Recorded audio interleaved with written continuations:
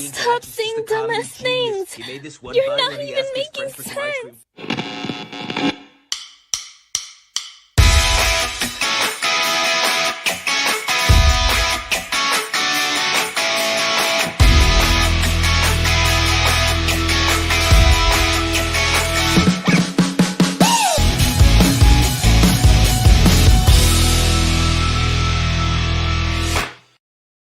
Sorry to keep you waiting. Complicated business.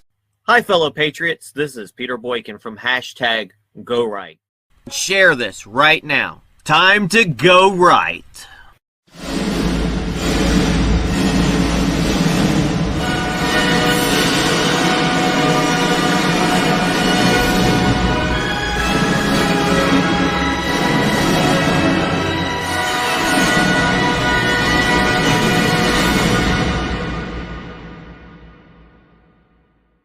Remember how Donald Trump was going to keep America great using the slogan CAG, a follow-up of MAGA? Well, here's President Trump explaining why he won't be using Keep America Great slogan in his 2024 campaign. We're living in a third world country, and we had a thing, Keep America Great. It was going to be a theme. We had Make America Great Again. This was going to be a theme because we did so well. Keep America great, and I couldn't use it because I said America's not great right now. We're laughed at all over the world. We have inflation that's killing us and just killing everybody. We have all of these problems. We have that horrible, horrible situation that took place in Afghanistan. I mean, you take a look at that. Nobody's ever seen anything like it. Think of it. So we left before the equipment was taken out. We left before the Americans were taken out, and people were killed. So we talked about McCarthy finally getting the Speaker of the House. Now watch as the new Democrat House leader gives an awkward poem-like speech before he introduces the new Speaker, McCarthy. This guy wants to be the next Barack Obama. Some of the stuff he says, I'm okay with, but things are not so good when you actually break down this speech. Watch.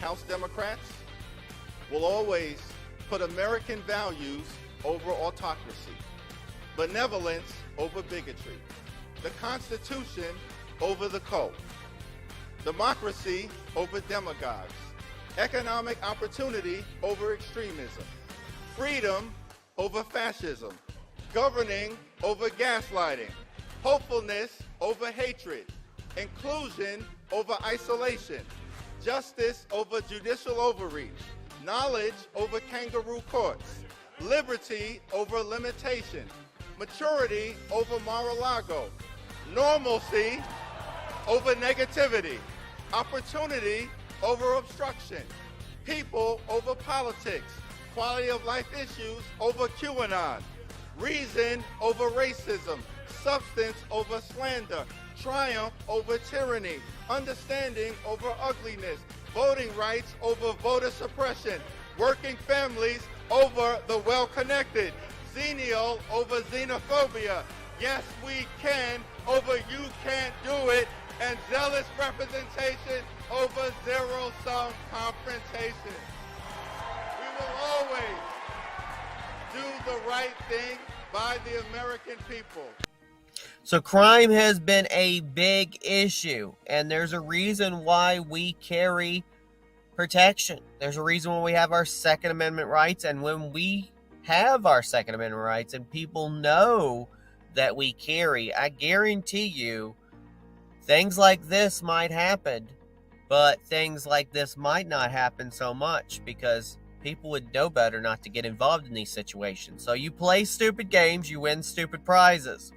An armed robber was shot and killed by a customer when he tries to hold up a restaurant near Houston, Texas. Warning though, this is graphic.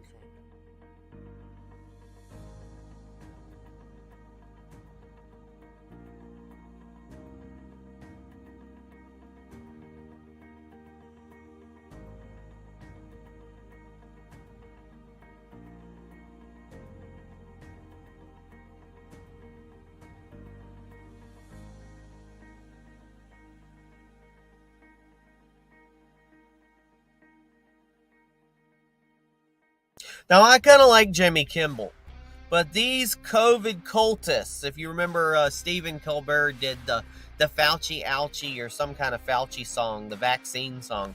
But here is, I guess in B-52 style, Jimmy Fallon, a COVID cultist, I guess, won't give it up. Watch late night comedian Jimmy Fallon embarrass himself singing a song about the new COVID strain, the 1.1.B5832R2D2 strain of virus. Now, let me tell you, though, strains of viruses are supposed to get weaker, not stronger. I don't know what's going on, folks. But watch this silly video. There was Alpha, then Delta, then Omicron next. But this latest variant might be the best. It's XBB.1.5. Another brand of COVID-19 has arrived. It's a new strain, but it isn't the same. Sounds more like Elon Musk's kid's name. It's XBB.1.5, not UB40 who sings red, red wine. Put on your mask when you're inside a facility. It could be a robot from a Star Wars trilogy. It's XBB.1.5, not OMG or MP3 or TCBY, or an eye chart made by a really high guy. Sounds like the password of your parents' Wi-Fi. It's XBB.1.5. XBB.1.5. So January 6th just came and went, the 2-year anniversary of January 6th. And we know majorly one of the things that happened was Ashley Babbitt was murdered by a Capitol officer. Also, Rosalind Boylan was smothered to death, and other people died due to January 6th. Yet they will talk about this being like 9/11 and how the Capitol officers suffered great losses and stuff, but they forget about the patriots that lost their lives.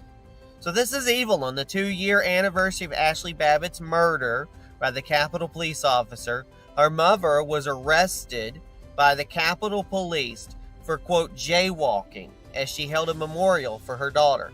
Of course, they singled her out specifically. Mickey Wittenhoff, Ashley Babbitt's mother, was just arrested by the Capitol Police while conducting a memorial service on the 2nd anniversary of her daughter's murder. Apparently, they were in the road, but they only went to arrest her. Watch this video. You murdered her inside the Capitol, now you're going to arrest her? Come out of there. 101, Capitol transport response.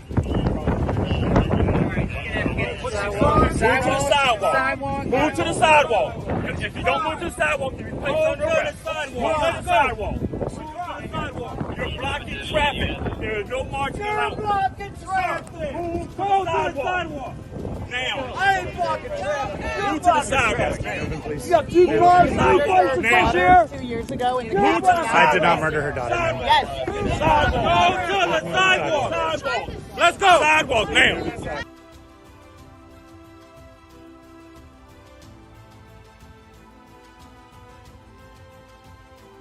Okay, I like to keep my videos normally short, but this is a longer video. It's about 12 minutes.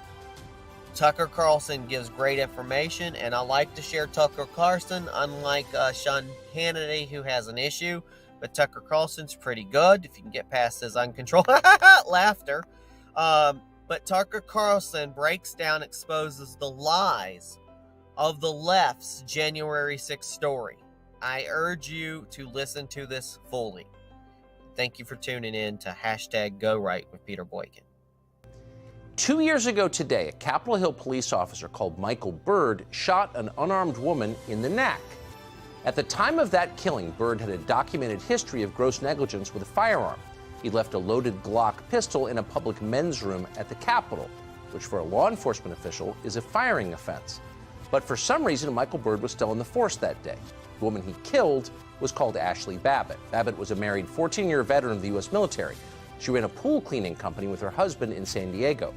Physically, she was tiny. She was also unarmed. Michael Byrd later admitted he had no indication at all that Babbitt was carrying a weapon. She posed no visible threat. He killed her anyway. Under normal circumstances, Byrd would have been fired immediately and charged with murder, which he clearly committed. But that's not what happened.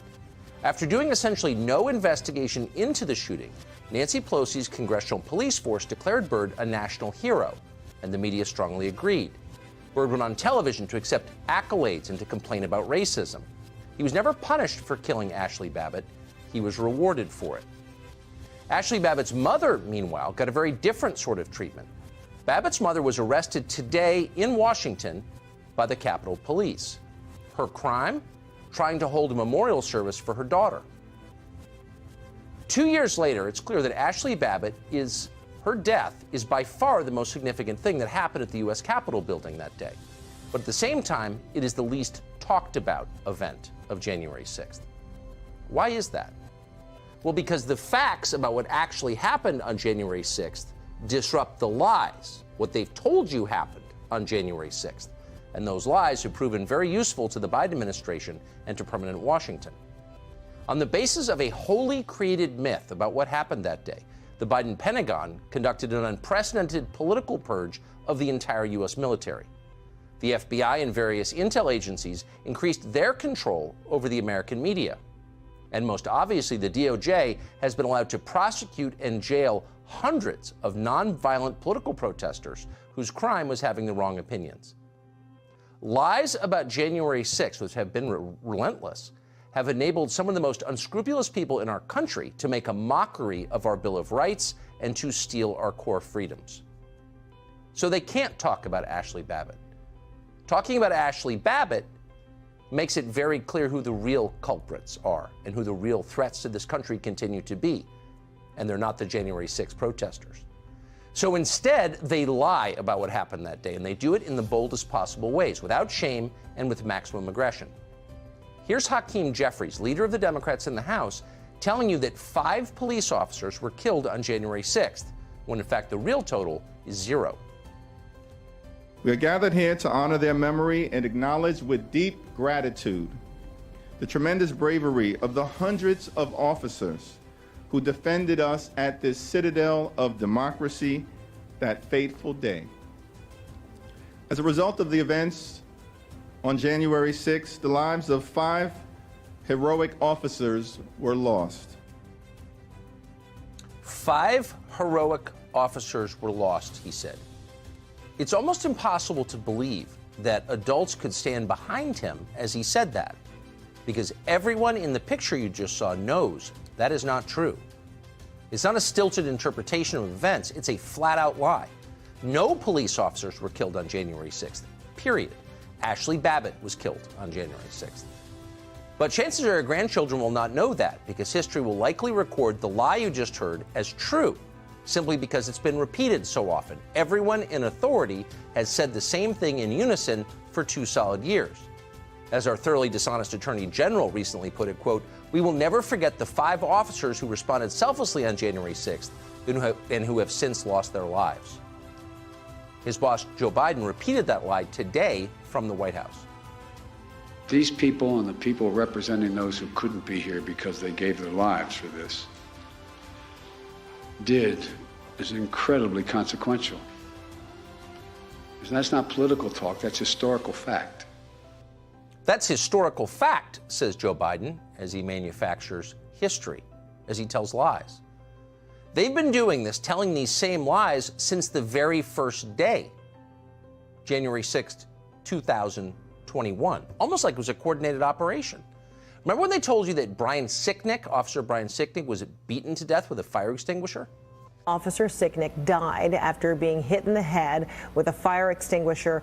Sicknick died after being hit in the head with a fire extinguisher. Officer Brian Sicknick died after being hit in the head with a fire extinguisher during the hours-long attack. They beat a Capitol police officer to death with a fire extinguisher. Officer Brian Sicknick died after being hit in the head with a fire extinguisher during the fight. He died at the age of 42 after he was bludgeoned with a fire extinguisher. That's not true. And in the end, thanks to the medical examiner in the District of Columbia, we learned the fact. which is that Brian Sicknick died of a stroke well after the January 6th protests. He was not beaten to death with a fire extinguisher. But that did not stop their lying or even slow them down. Joe Biden just awarded one of this country's highest civilian honors, the Presidential Citizens Medal, to officers working on January 6th. And that would include the officers who opened the doors of the Capitol building to the so-called insurrectionists. The officers who let them inside and then were rewarded for it by the President of the United States.